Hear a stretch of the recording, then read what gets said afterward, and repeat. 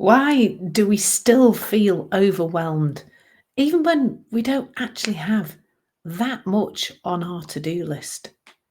It's a really puzzling thing, that, isn't it? But it's a question that I get asked quite a lot because we've been led to believe, haven't we, that it is the number of things we've got to do that is causing the feeling of overwhelm. But what if it was not that at all? Well, it's not a what if. Today, that's what I'm talking about. I'm talking about this feeling of overwhelm that I've been exploring a bit over the last couple of weeks and what it's all about on an emotional level. Really, it's about what we're not feeling. It's not about how much there is on our to do list. It's about the fact that as we begin to feel that feeling of overwhelm, we desperately want to avoid it. And so we find ourselves getting busy. And perhaps that to you looks like procrastination. Let me just explain the sort of journey that many of us go on. And I'm explaining this from a personal point of view as well, because I definitely notice this journey, not so much now, but still on a fairly regular basis. So I'll wake up in the morning and I'll know there's quite a few things on my to do list. And when I say I know they're on my to do list, I kind of wake up and it's there already. And I start kind of going through, I might look at my diary and I'll see how many appointments I've got on, and then I'll think about all the things I've got to do, and I'll start to feel some level of discomfort. Now, for me, overwhelm, and for many of my clients, I notice they talk about this too. It feels like a heaviness in the chest, like somebody's almost sat on your chest. And when we experience a feeling like that, often our mind wants to resolve that feeling and it wants to get rid of it as fast as possible. So we go into this phase of suppression or overriding or just getting busy in some way so we don't have to feel that. Now, for me, that will look like procrastination.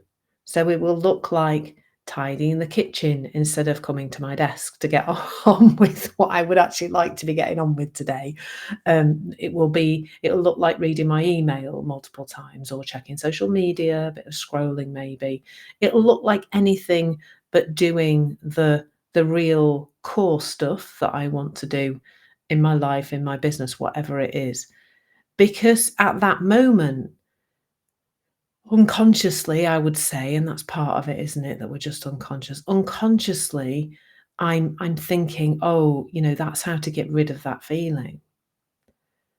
I can't feel it. I'm afraid to feel it, I would say, in that moment. And I think that's really what I'm pointing to in this video. It's getting into the depth now of, we've talked a little bit about the inner critic and how that creates overwhelm, believing the thinking that we've got to do it all now. But there's something much deeper available when we really go into the emotional side of this. Like, can you notice what overwhelm feels like in your body? Now, I would say a lot of the time that overwhelm is just overthinking. It's just too much thinking about things that we think we should be doing, thinking we've got to do them all now. But today, let's talk about that sensation of overwhelm. Like for me, that's a heaviness in the chest. What's it like for you? I'd love to know. I'd love you to share with me what that is like for you. Now, the trouble is that what most of us are doing most of the time is some kind of overriding of our emotions, some kind of attempt to get rid of them, to silence them, to avoid them. For me, that's often through this busyness, procrastination, because I often say jokingly, busyness is my drug of choice. But the trouble is when we override our emotions, they don't disappear. Have you noticed? And they just come back bigger and uglier the next time. And the problem with there's a vicious cycle here. So let's say we do feel overwhelmed. We think overwhelm can be resolved by doing other things, avoiding the big tasks, whatever it is. And so that feeling kind of get squashed down, we get busy, and then unfortunately, we may not be doing those bigger tasks, those things that are really going to move us forward in our life, our business, our work, whatever it is. And so this avoidance of doing those bigger things, and often because, I'm saying the word bigger kind of aligns with this really, because that's what we've done in our head. We've generally made some kind of task to be bigger than it actually is. And as a little side note here, what I find helpful here is focusing on focus over productivity. When we focus on productivity, it's all about getting it done, getting it finished, getting it completed. Whereas for me, focusing on thinking about focus and can I just sit with this activity and task and do it for a period of time is so much more fulfilling. But anyway, we're avoiding the big thing. We're avoiding the task. And what happens then is that nothing of any significance disappears off that list.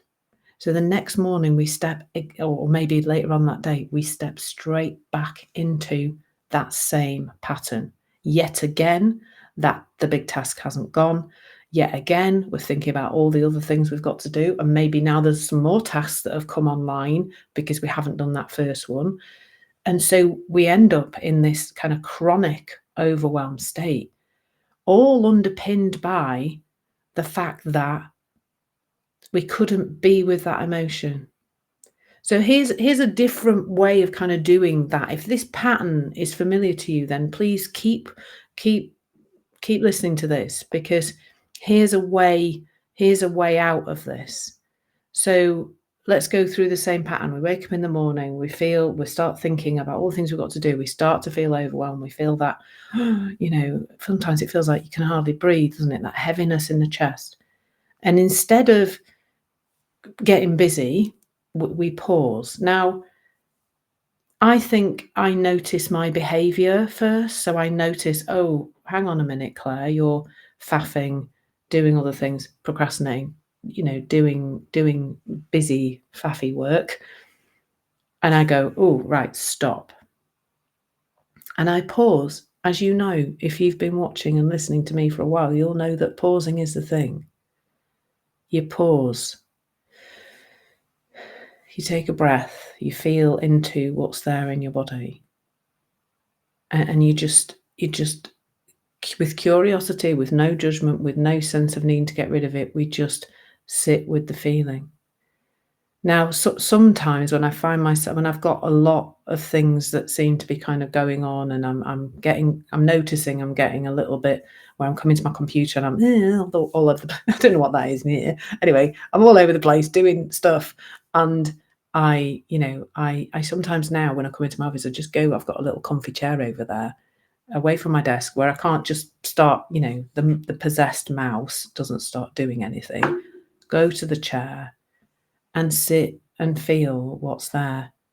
And for me, that process of learning to sit with our emotions is something I work through with my clients quite a lot, because it's a bit of a different thing to do. Most things that you learn about emotions are all about like, how to get rid of them, how to move through them, how for you to do it. But what I say is, your body is doing it. Why not just watch it doing that?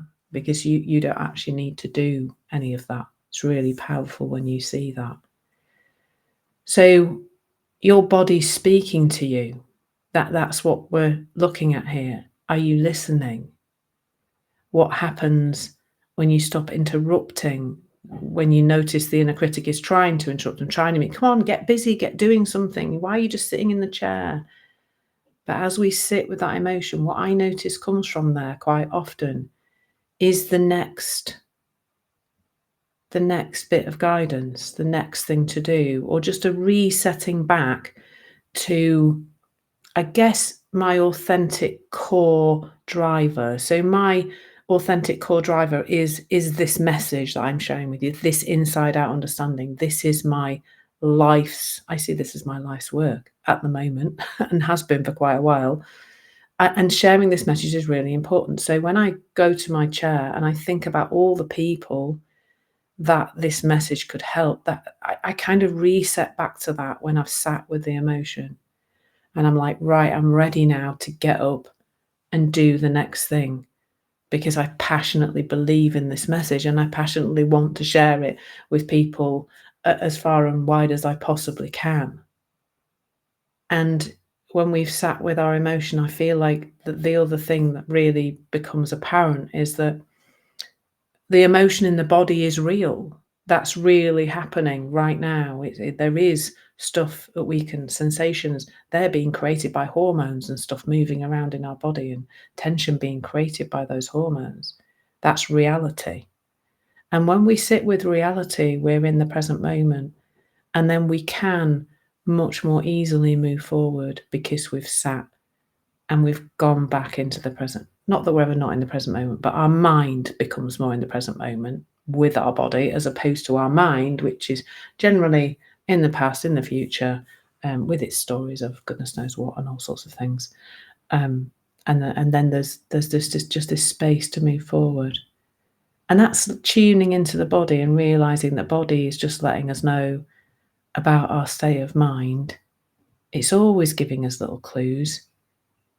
And that's powerful to see. It really is. But we have to be okay to listen. And that's what I'm guiding you towards today. I really hope that's been a little bit helpful, in terms of, why do we feel overwhelmed no matter what we've got to do on our to-do list? Well, because of what we're thinking about that to-do list. And that we are running away from the emotions that are coming up because of that. So I really hope that's been helpful, as I say, and I hope to see you in the next, or catch you, or you catch me, I guess, more in the next session. Take care. Lots of love. Bye.